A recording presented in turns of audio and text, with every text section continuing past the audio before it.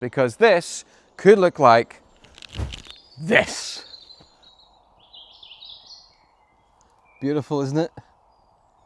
But the fact is, the trees and the forests of Ireland are at a crossroads, and it's a crossroads that hopefully could become, if this doesn't sound too cheesy, a turning point. For decades, the pattern on this island has been plant, grow, and then after about 40 years, cut it all down, leaving the landscape looking like a battlefield, and then replant and repeat. But what if there was a better way? What if there was a way to have, well, first of all, better looking woodland areas that support wildlife better, woodland areas that are better for recreation, a method that protects wildlife, and all of this while simultaneously meeting the needs of the commercial timber industry. And that's what I'm going to be talking about in this video as I camp here overnight in this little patch of private woodland, which I think is actually the perfect place to illustrate this point. But first off, let's have a quick recap about what exactly it is we've been doing up until now and why it needs to change. By the way, I've actually gone into the history of trees in Ireland and why there are so few trees and sort of historical reasons for that in a different video, so I'm not going to go into that level of detail in this video. But if you want to get that history, I'll link that video at the end, and it's a good one to watch because it helps to explain how we got to this point.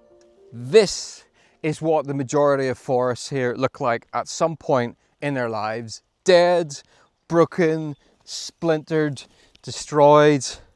It's just complete scene of devastation. It looks like something from a battlefield from World War I. The wildlife flees, they've got nowhere to live anymore. The soil is churned up, any plants that were growing there are destroyed, and waterways are sometimes polluted. And these places where local communities and families have been coming to for decades are suddenly gone. And it'll be more decades before they ever actually look normal again. And this one feels a little bit personal for me because this is my local forest. Ugh. But the thing is, these areas were never quite normal to begin with. Step past that lush green exterior and on the inside, they look like this. This isn't even arguably a forest. This is a plantation of a single species, a monoculture, quite often Sitka spruce, and they're planted tightly, close together in rows like that in order that they grow straight to meet the demands of the timber industry. And I've talked a lot about this before, so I'm just going to give you the short version, but these are bad ideas for all kinds of things. They're bad for wildlife, they're bad for soil, they're bad for the waterways, and they're bad for recreation. And to make matters worse, a lot of these plantations aren't even managed properly. They're not thinned out when they're supposed to be thinned out, and that leads to trees that are weak, it leads to poor quality wood, and it leads to a vulnerability to storms, which is exactly what we saw when Storm Éowyn hit. A lot of the trees that came down during Storm Éowyn were in poorly managed forests where the trees hadn't been thinned, and as a result, they were all weak. And when the storm came, they were just flattened. Behind me here is a really good example of why monoculture plantations are a really bad idea in general, because this is a group of ash trees, and every single one of these ash trees is in the process of dying from ash dieback disease.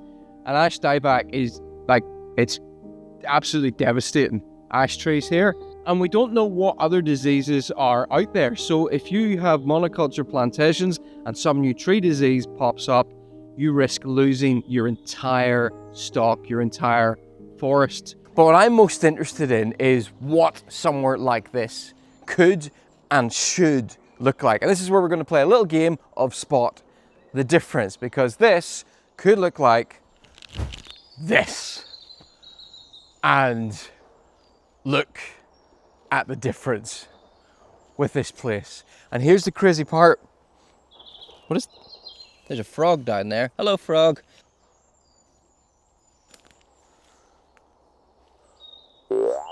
Bye, frog. This area of woodland I'm standing in right now was planted at the exact same time or about the same year as that conifer plantation. But here it's very, very different because it is a mix of species. There's beech over there, there's some oak over there, there's sycamore there, there's silver birch there. And these trees don't totally block out the sun. And you've got all this plant life growing down here at ground level as well. It's just a sea of green, and I'm counting 1, 2, three, four, five, there's about 10 different species of plant just immediately around me. And even though this has been planted, when it's left and matured, it will start to mimic an entirely natural woodland. What will happen is the trees will grow and mature, and the big mature trees will sort of protect and shelter and cool down the undergrowth. If some of those big old trees die and fall, well then, because there's been so many trees here, because the soil hasn't been disturbed, the seeds that are already in the soil can then spring up and they will naturally replant and regenerate. Now, this isn't a perfect example because the trees have been planted in groups. You know, you've got your group of beech, you've got your group of sycamore, you've got your group of ash. In an ideal world, they'd be a lot more mixed than that. But even as an imperfect example, it's still a perfect example of how monoculture forest plantations are so severely lacking. And this natural system is exactly what we can mimic for a better approach to forestry, and that is called continuous cover forestry. And the idea is you have woodland like this with trees of mixed age, mixed species, and foresters go in and selectively remove a tree, and in the gap that's remained, new trees will automatically spring up. You don't even need to replant because the seeds are already there. Once you've got bigger, more mature trees, well, the idea is you'd leave a significant number of them because then they can provide shelter and protection for the younger trees coming up underneath. It means better habitat for wildlife, a more stable forest floor, better soil quality, and a much nicer place for people to come and visit. But also, on like the clear-cut approach, these types of woodlands, once they're established and once that process is up and running, it means a continual supply of income. You're not waiting around for 4 decades to make money. You're just constantly harvesting and constantly have an income stream. So what about existing monoculture plantations? Can they be converted over to continuous cover forestry? And this right here is a perfect example of why yes, they can. This is a much better managed area of monoculture forestry where there's been less trees in here, which has allowed some light to come in. And look, we actually have plant growth on the forest floor in here, and that is really all you have to do. Cut down half the trees or more, and let some light in. And when you let light in, things will start to grow. And if you look over here, that's a little sapling. There's saplings down there. The seeds are blowing in, a little bit of light, and they're starting to grow. So some areas of monoculture just need thinned out, and other species of trees are going to pop up. Some might need a little more help, where you cut down, you thin, and then you plant. However, there are some people who say, well, this is all a little bit too good to be true. And there are several criticisms about continuous cover forestry that I think we do need to talk about. And we'll do that at camp once I've had something to eat. By the way, what do you think of this place? This little woodland is a woodland that I have managed, it's private woodland that I've managed to get a permission to come and use for camping and making videos. I don't know how often I'll use it or what videos I might use this place for, but yeah, it's now an option. Oh, I just managed to melt my spatula. That's not good. My food is going to now taste of melted plastic. So yeah, I'm looking forward to figuring out what the actual possibilities of this place are. But this evening, I'm using it to do some cooking, and you'll notice I've got a new stove. I bought the Van Gogh, don't know the actual model number, but it's a Van Gogh ground stove, which is so much better for doing cooking. It's got a nice wide base. You got really good fine-tuned control over the temperature. But this evening, I am cooking. Got some halloumi on there. I've got these brioche burger baps because we're fancy. So we're gonna have brioche, fried halloumi, there's some bacon and chicken baps, and that is my dinner this evening. So ready, steady, let's cook.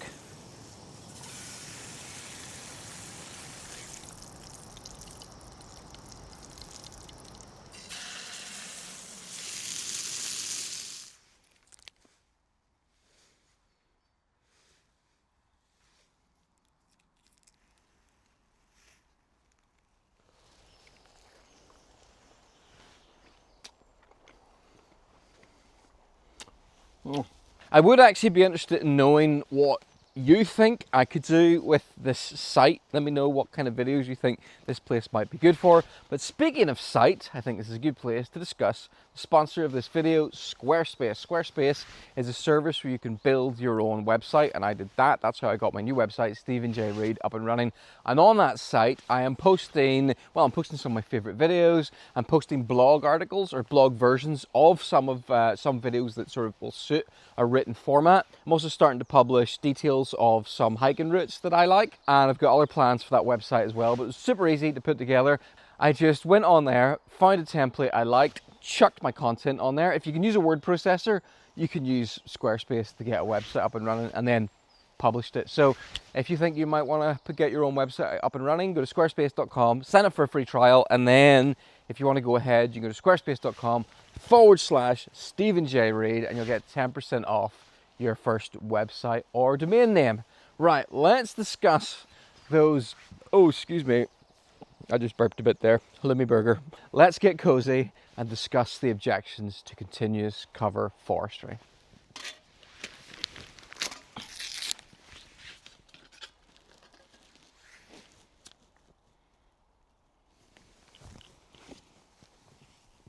Just as a side note, as a general rule, I tend not to use fire when I'm camping all the way through spring into autumn, simply because of the risk of fire. However, there are some circumstances where it's okay. One, I've got permission to have a little fire in here. And two, it has been raining all day, so everything is damp. So there's no chance that this is going to set fire to anything. And also, this being mixed woodland is also significantly less susceptible to wildfires. I've got my list of criticisms right here. There's 1, 2, 3, 4, 5 things I think are the big ones. And first of all, continuous forest cover is a more complex process. It's also a more expensive process. It requires more time, it requires constant time throughout the year, it requires staff trained to a higher level and trained in a wider range of skills, and then it requires a higher level of competency in management to actually oversee that. So it's going to require extra funding, extra training, extra expertise and extra staff. And sort of related to that is that it requires more visits to the forest. It requires more man hours. This is kind of one of the reasons why it is more expensive.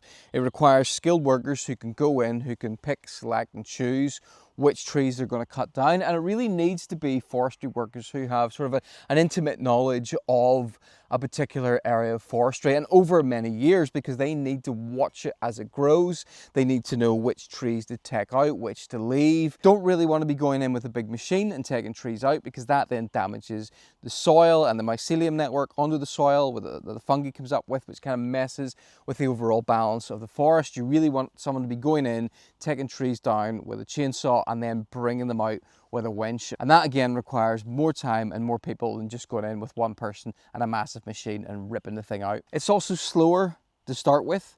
If you were to try and convert every single forestry plantation in Ireland to continuous cover forestry, it's going to take decades. Some native trees like oaks can take 100 years to reach full size. So this is a long process, although you will be able to start harvesting and taking trees much faster than that.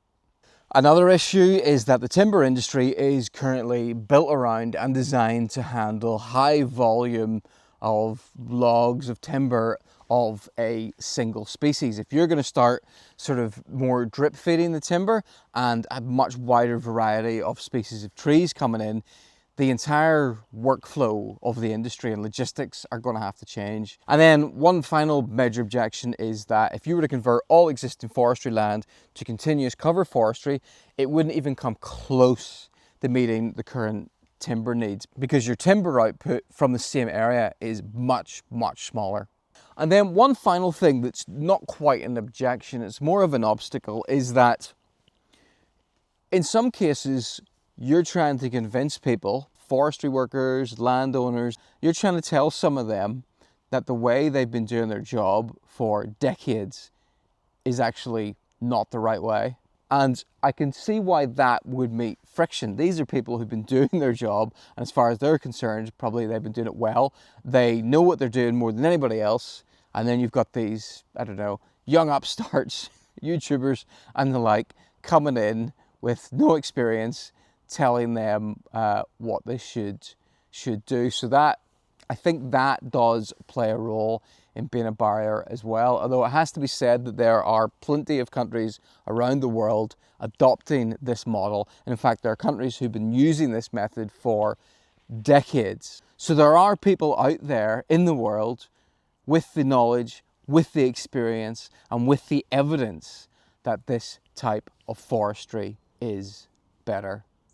I've got 3 final thoughts on this, but it's starting to get late, so we'll chat about it in the morning.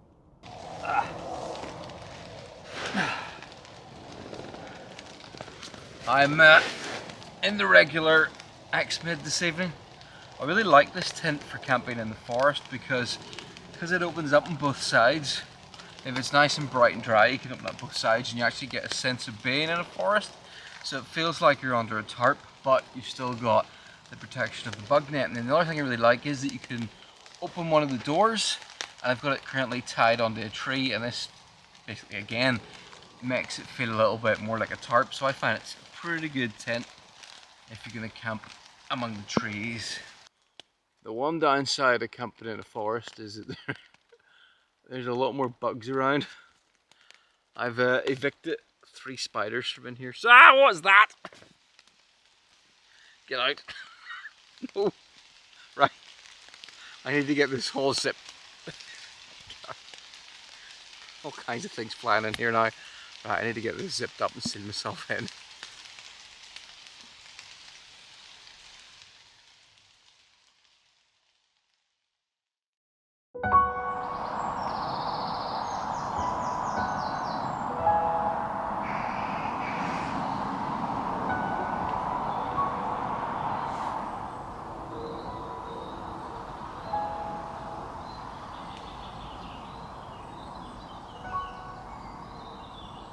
Morning. I've plunked myself in this little patch of sunlight. I do like dappled light, that light that's filtered down through leaves. There's something very nice about it. Alright then, 3 points I guess in some kind of reaction to the objections to continuous cover forestry or just resistance to any kind of change. And I think the first thing is that change has got to happen. The benefits of having proper mixed woodland for people, for animals, for the environment are just too great. And I also think that the risks of continuing to do what we've always done are also too great, and Storm Eowyn showed us that. Storm Eowyn showed us just how vulnerable current forestry practices are. I don't know the percentage, but the number of trees that came down across the island were phenomenal, absolutely phenomenal. There were places where you had almost entire forest plantations completely wiped out. They're just not resilient enough when the weather gets bad, and if we're going to keep getting worse weather, well, that's going to mean a lot more trees down.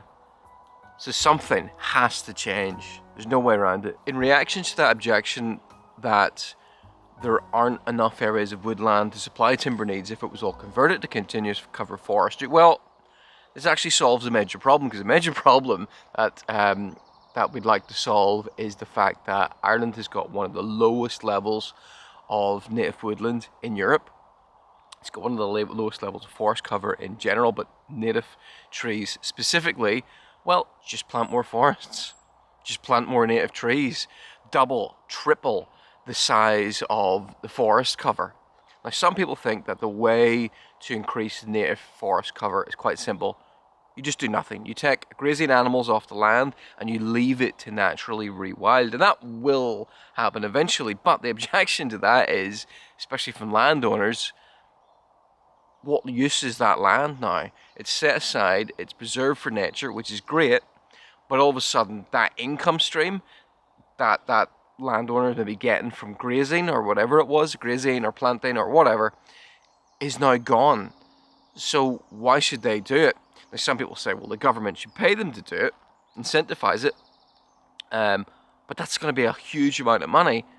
Continuous cover forestry solves that issue because Yes, they're setting aside land that was used for other things, but at some point they're going to make money from it again, because not only is it an opportunity to grow native woodland, it's also for them a financial opportunity when trees start to be harvested and taken out of that woodland. But it will actually make them money, unlike just leaving a bit of land on its own to rewild. And then the third thing is, I think it doesn't have to be all or nothing. It's a little bit how some people would say we need to completely get rid of the meat industry, completely get rid of the dairy industry because of the environmental benefits.